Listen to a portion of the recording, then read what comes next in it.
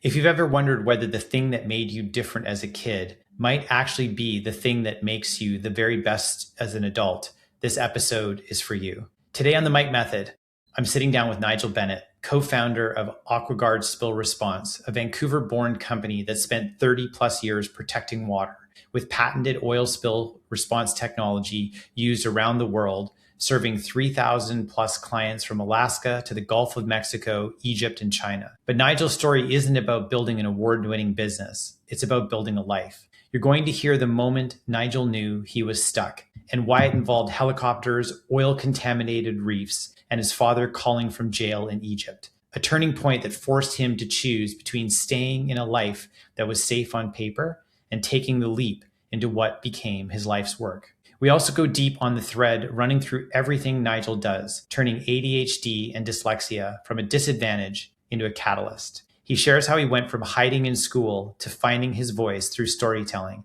then building Gift ADD, a movement reframing neurodivergence as a genuine advantage. You'll hear the GIFT model: gratitude, ignore, focus, and test, and how it becomes a practical playbook for anyone who's ever felt like they don't fit the conventional mold. And we get real about the performance costs of being wired to sprint, the doorknob effect, anxiety, red zone living, and the daily practices that brought Nigel back to center, from breathwork and cold plunges to morning routines that set the tone before the chaos begins. This conversation is about entrepreneurship. True, but it's also about purpose, philanthropy, and responsibility. Sleeping on the streets to raise money for homeless youth, building homes in Mexico with YWAM Homes of Hope, supporting the Pachamama Alliance, and why Nigel donates profits from his book and speaking to causes that matter. If you've ever felt stuck, if you're raising a neurodivergent kid, if you're building a company and trying not to sacrifice your nervous system to do it,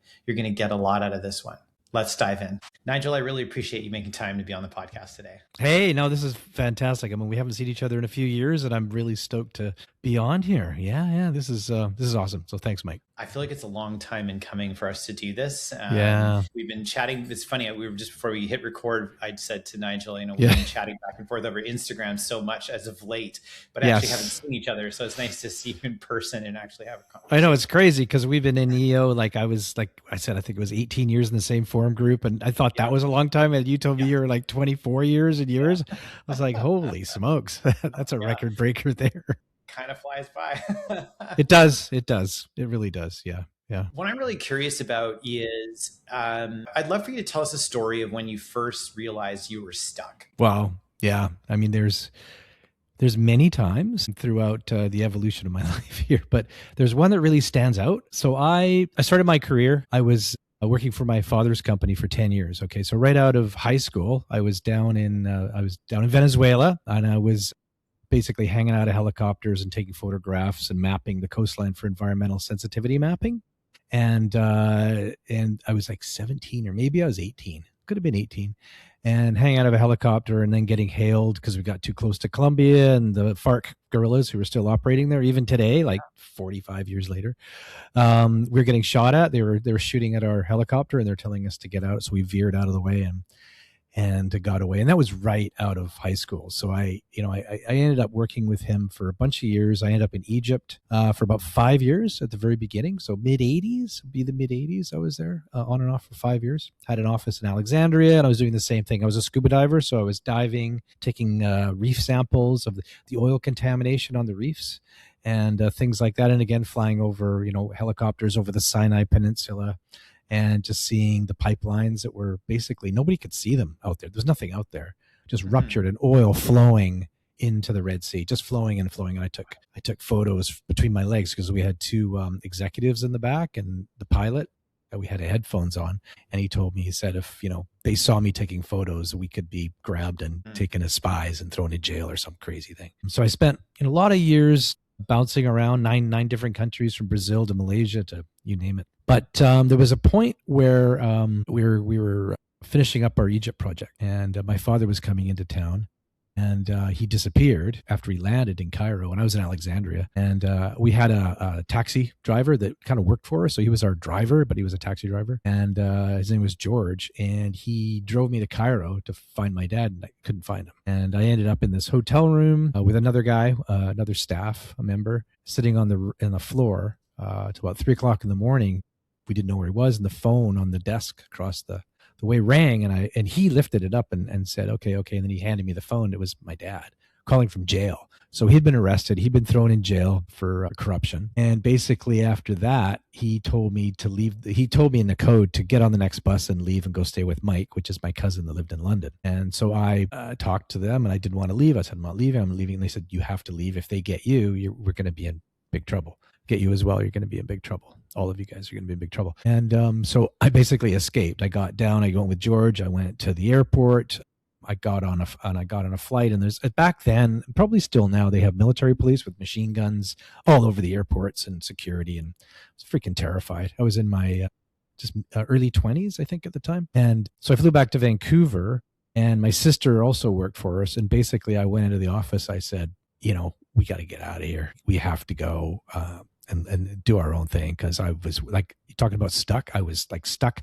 I felt I was stuck in Goodfellas or something. Like it was almost like a mafia-based type thing. Like there's the father, and then there's, the son's these guys are gonna, follow in their father's footsteps. And I'm like, we're not doing this. We're not doing this. So eventually he got released from prison. There was a key witness against him that actually died. They grabbed him too. He died in jail. They had to let my dad go. So he let go, came back to Vancouver. And I went in and basically told him that I was leaving and taking my sister and another guy from BCIT, mechanical engineering technology, which is where I was before that. And we left and we formed this company called AquaGuard Spill Response, which would basically build equipment for the clients that I'd met in all these different countries. They needed equipment. I was doing the mapping for sensitivities on if there was an oil spill, where do you put equipment? But they didn't have equipment suppliers. So I came back and we started this company to make equipment. So I was totally stuck. And I thought, do I stay? I'm going to be here for the rest of my life. I can probably maybe end up in jail. I don't know. And so we left. He was not happy. And we formed this company. And that was in 1992. So it was a couple of years it took us to break away.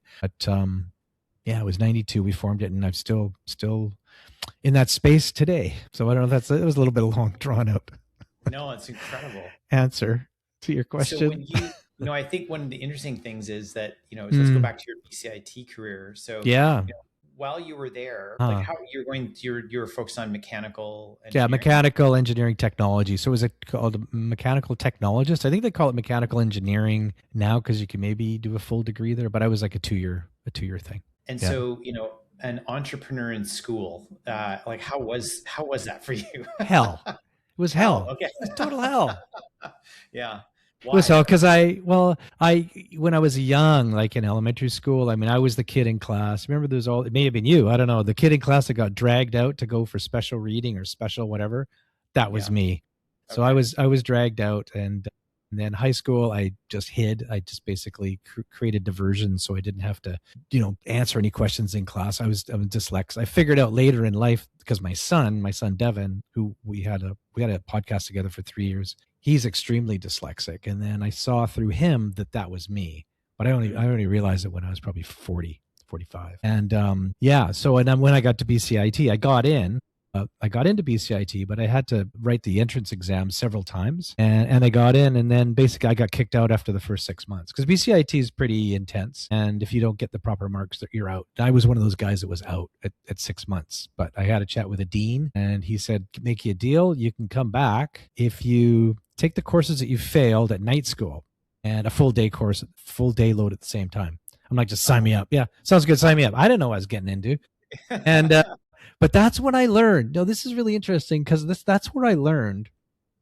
Okay, I had a learning disability for sure. But that's where I learned to surround myself with people that I think or thought knew more than I do, or had specialties in things. And BCIT did the same thing. When I got back in, how do you do night school and a day at the same time? Like it's I don't know, it's almost impossible. So I had people, guys, my buddies from my class help me. So they helped me. Okay. I just was able to kind of get through it because I was able to build, and I kind of just kept that going throughout my whole life. Yeah. Yeah. And knowing that you had dyslexia, when did you find out that Yeah. you had it? About the same time. I mean, I was always in denial because I didn't know, because I was always jumping from one thing to the next. I'm an adrenaline junkie. And so when I was younger, when my sister and I broke away and formed the company, she was heavily into rock climbing and mountaineering. So she dragged me along and got me into all of that. And she called me the expendable brother, because she'd send me off on the end of a rope and you go look at this, and she'd belay me out and I'd be like, yeah, it's fine, you know. But I could escape. But the one thing I found, and I talked to my coach Kevin Lawrence, who I had for like 18 years. He's also in the same boat. We talked about this, like these people with ADD and dyslexia, ADD. When you get into that sweet spot of, like, say, rock climbing or extreme, you can super hyper focus on anything, where other people are like, boom, like, I can't do it. It's this thing that I've learned to harness. So that's why, I mean, I love, like skiing, backcountry skiing, and rock climbing and surfing and all this stuff. Surfing, like, you're only on a wave for, if you're lucky, 20 seconds or something, but you're in that zone, you're in that sweet spot, you're in that zone. And it's like, that's my happy place, where you just, things work. Yeah. Yeah. Crazy. I don't know if you found that on when you used to ride your motorbike, were you kind of in I was just gonna say, in that zone? Yeah, it was like, right. We were just talking about sport bikes. I had a Yamaha Yeah. R6 for like 7 years. I remember. And that Yeah. bike was really, getting in the zone. And I mean, Yeah. they're so powerful, so fast, and your margin for error is zero, right? Yeah. Like a car, you're not surrounded by a bunch of metal. And so I remember I could hyper focus while I was on it, Yes. and be incredibly aware of all my surroundings and what was happening. Yeah. And then there's the other side of that, which is, like, after I've hyper focused for a period of time of that, it's like a crash, right? Of like, oh, that was a lot. Yeah. Right. Yeah. Because otherwise I find that, there's, without hyper focus, there's hyper attention, which is I can take in all the information that's happening in my environment all at the same time, which in a loud environment, like in a networking setting or in an event, is really difficult, because I can't tune in. But then if I choose to tune in and get very laser focused, then I am like really with that person, super hyper present. And then I've got to step out of that and go back. So it's a lot. I mean, Kevin Lawrence, like, he and I are buddies as well. His thing is car racing, right? I know, he races cars. Yeah, that's right. Yeah, exactly. Yeah. Right. And so I went from then heli skiing, and then, now I've got a one wheel around, and it's like, there's always got to be some sort of adrenaline pushing thing, right? I'm the same way. And it's the only way that, I mean, I know when my sister and we started the company, I mean, it was just, it was chaos. I mean, you know what it's like, a startup? It's chaos. Like, every day's chaos, every night's chaos. Reiko and I had just gotten married. We had we had 3 kids, and maybe we had them then at the very beginning.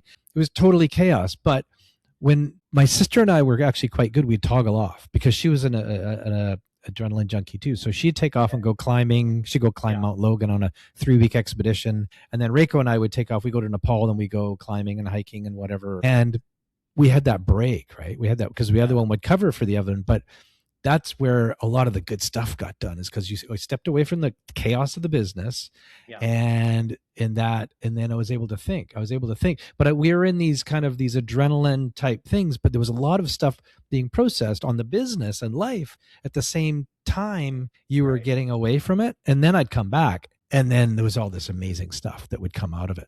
This stuff we'd start implementing and doing. And, it's just because we were stuck. You were always stuck in the fire all day long. And I call it, in my book, I call it the doorknob effect. Because I used to come to the office every day, touch the door, and it'd be vibrating. It'd be totally vibrating. I'm like, I know as soon as I step through, it's going to be chaos. Nigel, I need you for this. I need you for that. Can you do this? Can you do that? And I would go turn and open, and I would step through, and boom, you'd be going 1,000 miles an hour for, till you went home. Right. And, so being able to step away from that, and we toggle off quite nicely, where we take these breaks. We'd go and we'd, have a break away, and it worked magic. When did you first, around the ADD. So you first got diagnosed around the same time early on. How do you Mm. how do you think differently about ADD today than maybe when you were first diagnosed and they said, "Hey, you have this Yeah, thing"? yeah. Well, I remember it was really, really tough. Just surviving and having all your friends. I mean, every time I'd be at BCIT, an exam would come back, I would grab it. I wouldn't even look at it. I'd stuff it in my backpack and walk away. When you know what it's like in school, right? Kids are comparing. What did you Yeah. get? What did you get? No, Mhm. no way. It would just go straight in my bag. I'd walk out and it'd be like an F or like a P or C minus, whatever it was. And it's kind of ironic that my mother just went into a home a couple months ago, and my sister my sister somehow got hold of my report cards from high school. I don't know, she still had these things, and basically I hadn't seen them in like what 40, 50 years, and I look at Yeah. these things and I'm like, okay, yeah, this was pretty bad. Pretty bad. But I just always felt like I had zero self confidence. I would never want to speak up in class. I wouldn't, God forbid, do a talk on a podium or anything. I just hid. Nobody's going to notice me and whatever. But then when I learned that Kevin and I did a lot of discussions over the years of the coaching about the ADD and dyslexia, and we're finally going to be putting a book together on the similarities and things, especially with entrepreneurs. I don't know. There's a very intertwined piece here with it's a very common thread with entrepreneurs. So yeah, when I realized that and we started playing around with it, Mhm.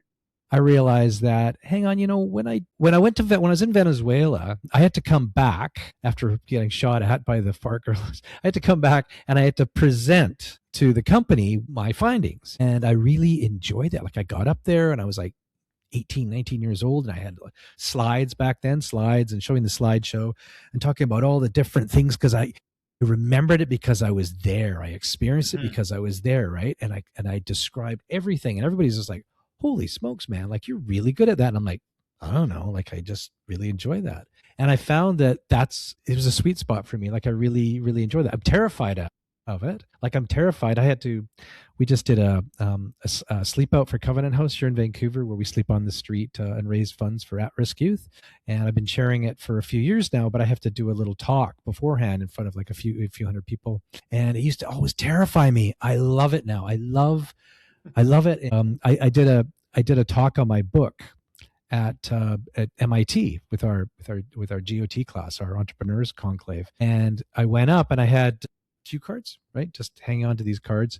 And I kind of looked down and occasionally, and I remember a comment from one of the people that saw it. He said, dude, you hardly use the cue cards. You didn't need them. He says, you know the story. You know the story. You don't know Yeah. that. So that's how I present everything. I don't read anything. I don't whatever. And I just I love to do it. So I went from that complete fear and just feeling inferior to everybody to really enjoying that. It's I found that the ADD and the dyslexia there is actually a gift, and it's a gift that if you could, like you said, where did you discover it, right? Well, once you kind of go, okay, let's try a couple of things, and I had help from Kevin, and let's Mhm.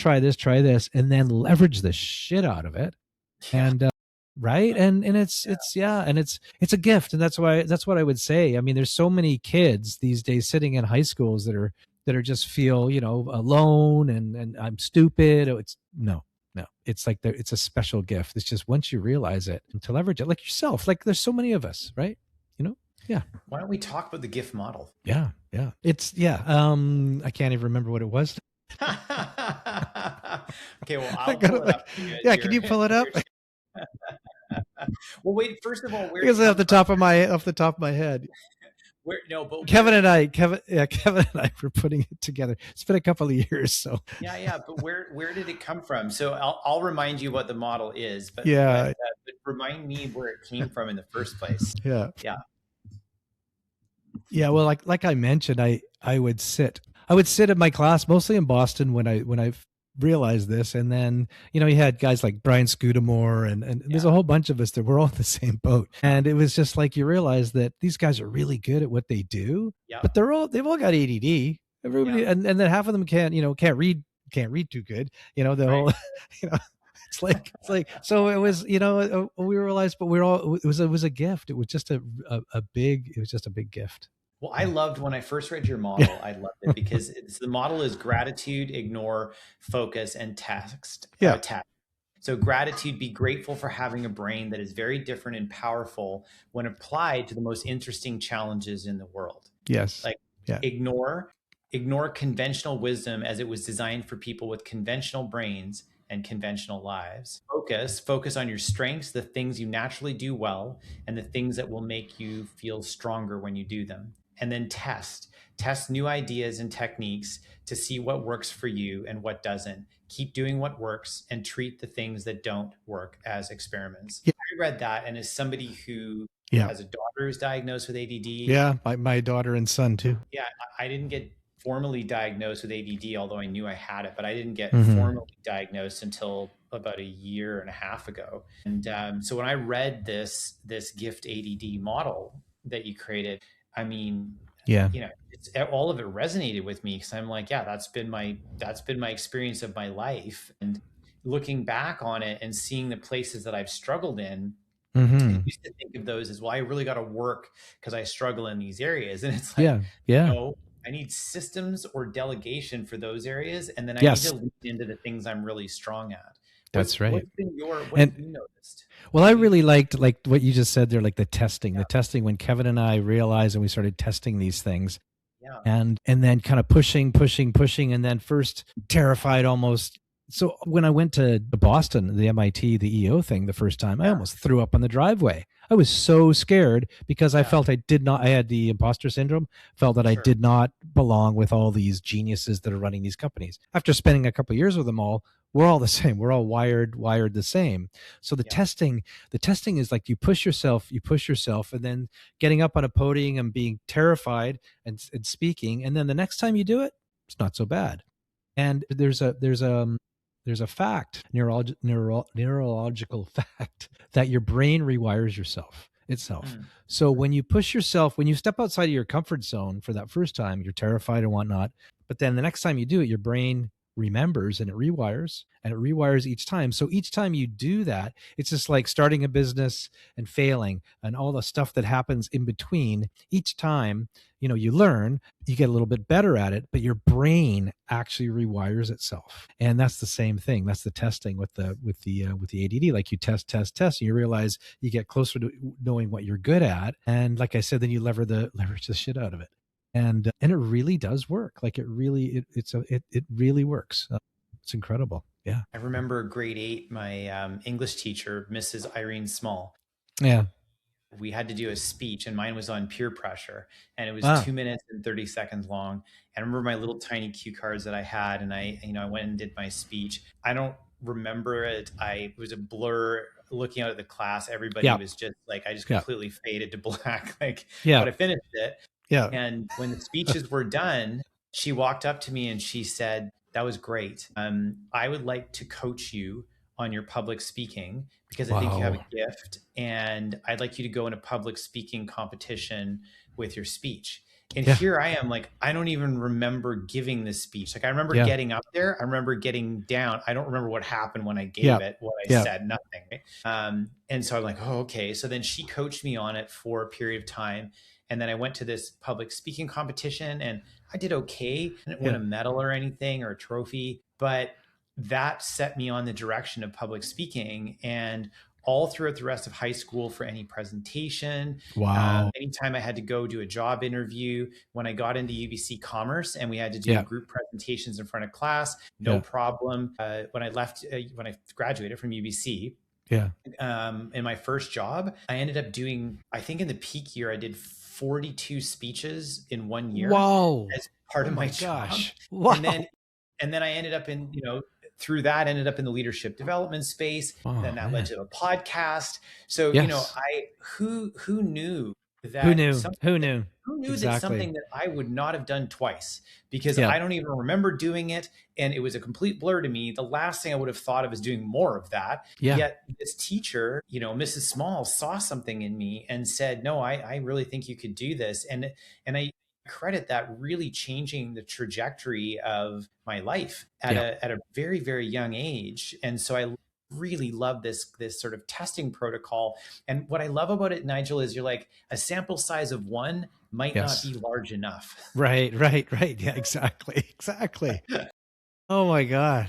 It's just, because it's funny that you said that. Like, I remember when we first started our business, like go way back when I had my business partner, the guy that came from BCIT too. He was the technical guy. He was really good at mechanical. I wasn't. Okay. I was good at I realized I was good at the people stuff. So I would take off. I'd spend 6 weeks in Asia visiting different countries and setting up different distributorships and all of that stuff. But then I would come home and then I go skiing, and I do whatever, right? I just need that break, which I was talking about. Yeah. Then I come back to the office and my business partner would be like, what the hell's wrong with you? Like, you got to be here, in the office from 9 to 5, 8 to 5 every day, blah, blah, blah, blah. And just like I do. And I said, I can't work. I don't work that way. I said, I'm in Asia and I'm visiting and out there and visit, people. And then I'll take my break and then I'll come in and I'll leave. And I'm working on the weekends because I'm on the phone. Totally different. We work totally different ways, but that was the way I like you do the things you do. And that's the way I do it. And, I'm successful at doing it that way. And I realize that, like, it's, we're all wired differently. Everybody's wired differently. Opportunity really early on when I joined EO to hear Stan Fuller, wow. Yeah. We were doing like one of those sort of visiting different businesses around town that were owned by YPO. Like a learn around. Yeah. Learn around. Yeah, exactly. Learn around. I can't remember the name of them. And so I went to Earl's and it was Stan Fuller and there was like a dozen of us. And I think, he's like, hey, I need you all to know you're all entrepreneurs.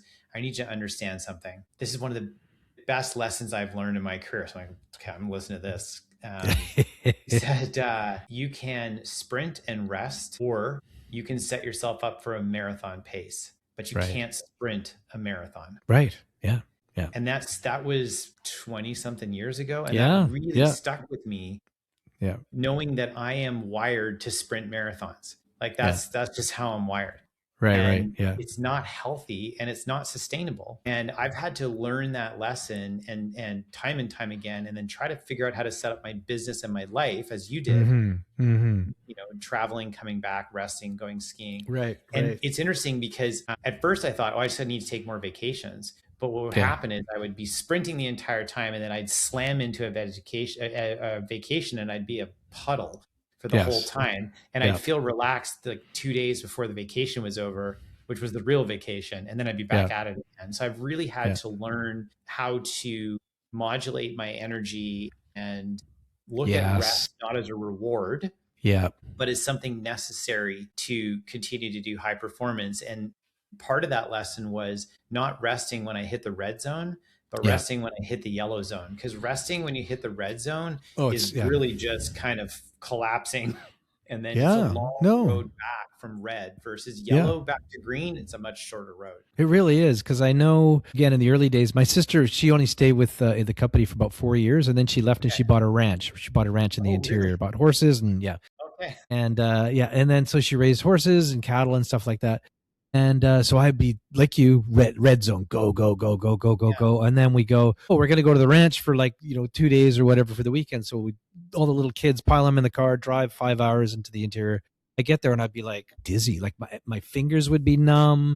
My lips would be numb. I'd be dizzy and I'd be like, Reiko, I don't know what's wrong with me. Like, I don't know. It's because you're going so hard and then you go to, and that's not good. I mean, that's not good. Like, that's like you're going to have a heart attack. It's like, so it's like you need those. So this is really kind of cool for me during COVID. COVID was interesting. We had a big lawsuit against us during COVID. It was a big national oil company in another country. They were coming full at us hard it was a 10-year thing. And the last 4 years was super intense. And I was having anxiety attacks. I was having just meltdowns. And because we couldn't go to Houston to have to go to the arbitration, we were going to do it on Zoom because it was COVID. So we did this. And I was having a really hard time. And then my son, Devin, who is probably 25 at the time, he was doing all this breath work. He was an actor. So he was doing breath work and all this other stuff. And he says, Dad, you hear this Wim Hof guy? This Wim Hof guy, it's crazy, Norwegian or whatever he is. He does his breath work and then he goes in cold water and da-da-da-da. And I'm like, yeah, okay, whatever. So Devin lay me down on the ground and he got me doing the breath work. And then we started doing the cold plunges, right? Getting the cold plunges, breath work.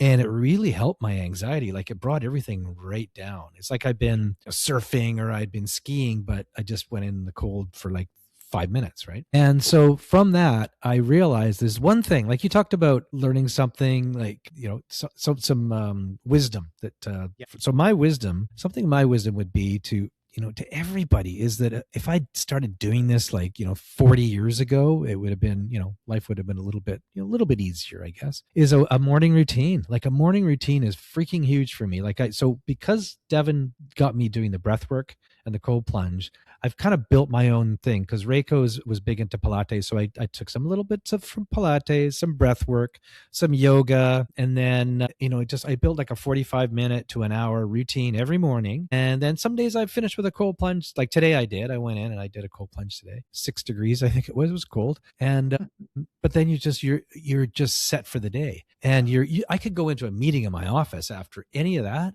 and just feel great, as opposed to waking up, grabbing this right at the bedside table and start scrolling and looking at stuff. It puts you into this, it's just not healthy. So, I mean, that's something, if I would be able to live life again, I'd be doing that daily routine. I've only been doing it for like 6 years, but I do it every morning pretty much, spend 45 minutes, the breath. I mean, gym's good. I think gym, you're working stuff out. I mean, I have a gym downstairs. I do mostly everything's on a mat. I got a mat, stretching, breath work, and some push-ups and little things like that. And I do this thing called foundation training for my back, and then do a cold plunge. And it's worked miracles, like better than anything.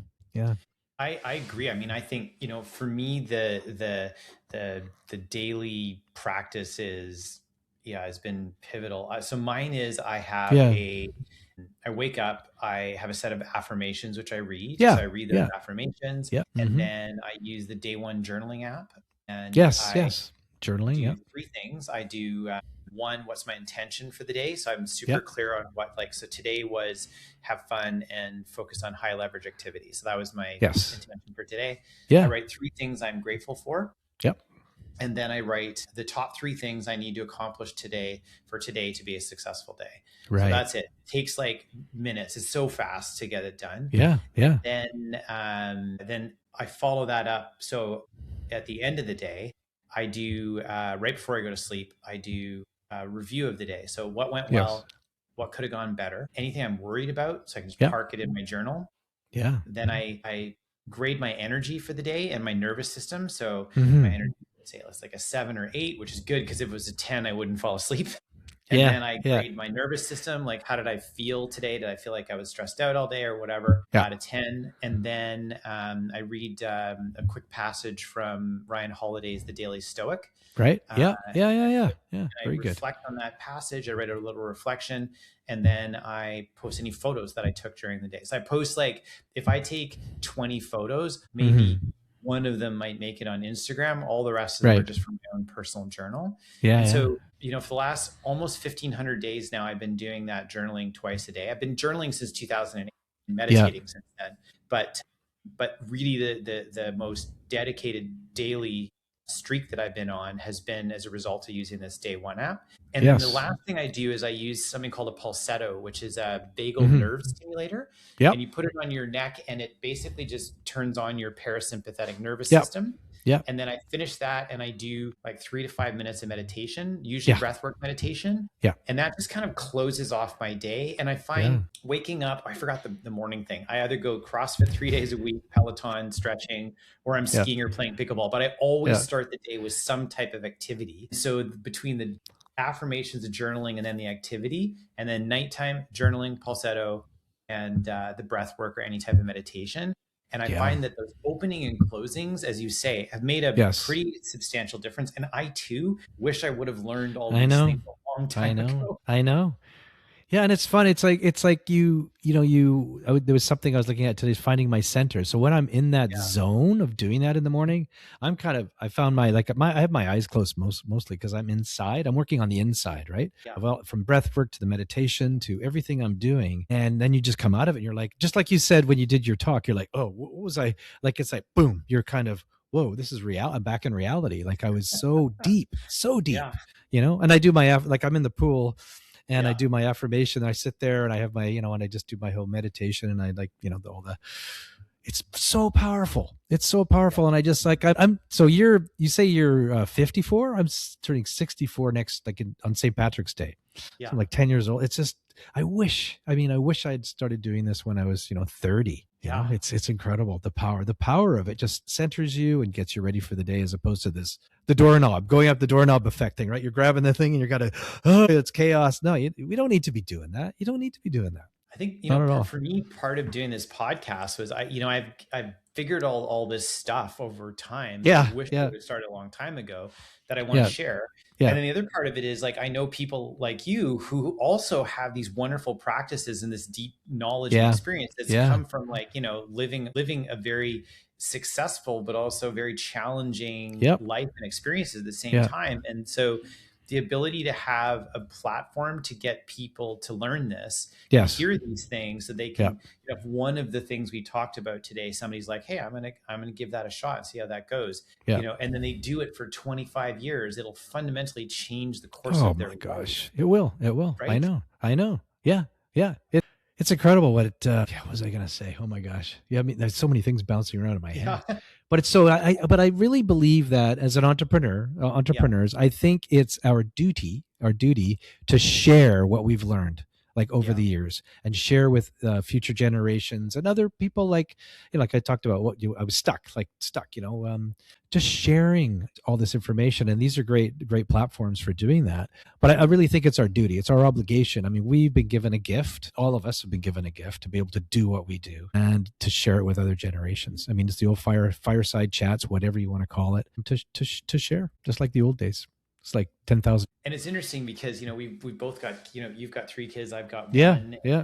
I look at, so my daughter is turning 14 this year. And, there's a 40-year gap in our ages. Our birthdays are really close together too. Yeah. And I think about, hey, like, even if all these lessons I've learned, I just pass on to her, then that'll be job well done. If it so happens that I can influence others in a really positive way by passing them on, that's even better.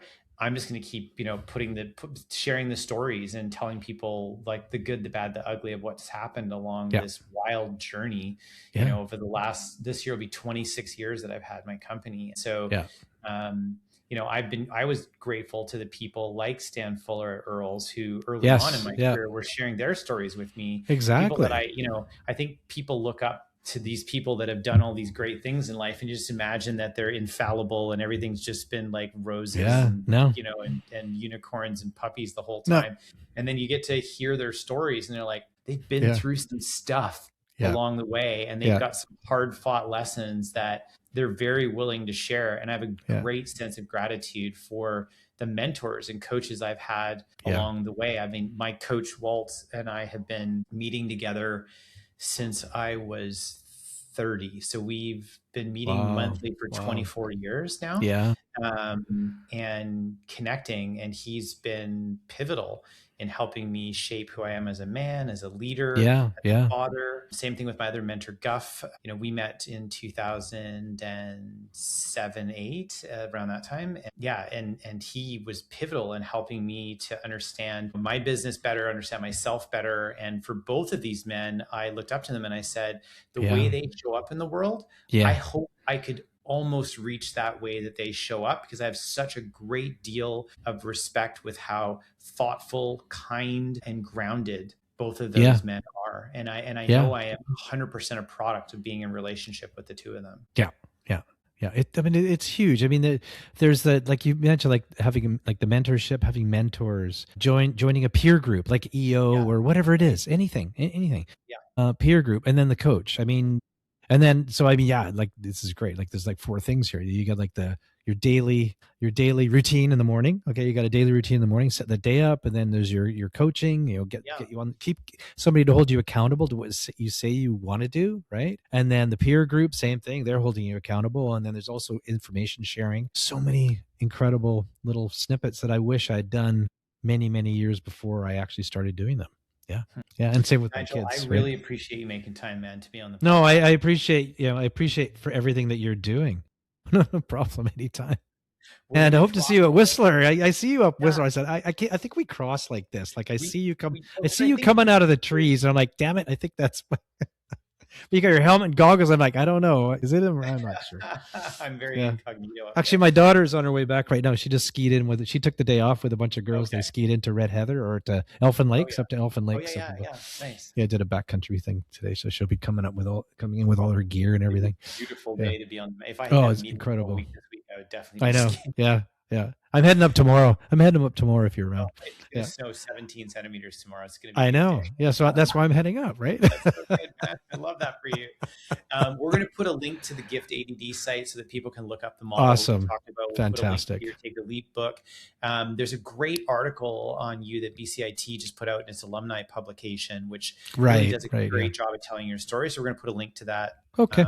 as well. And yeah, thanks, man. Thanks for being No, here today. thanks. Thanks so much, Mike. So awesome reconnecting with you. Yeah. Don't be a stranger.